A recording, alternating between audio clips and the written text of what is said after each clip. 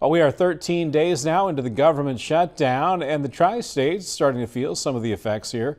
Quincy University history professor Justin Coffey says Speaker of the House Mike Johnson feels this may be the longest shutdown that we have seen if both sides cannot reach a fair agreement.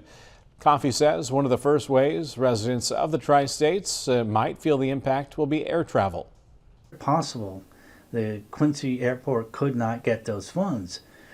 This is at a time, remember, when Quincy is transferring from one carrier to another.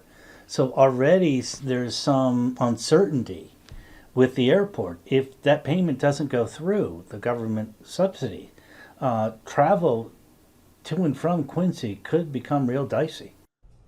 The longest shutdown to date was back in 2019 when the government was shut down for 35 days.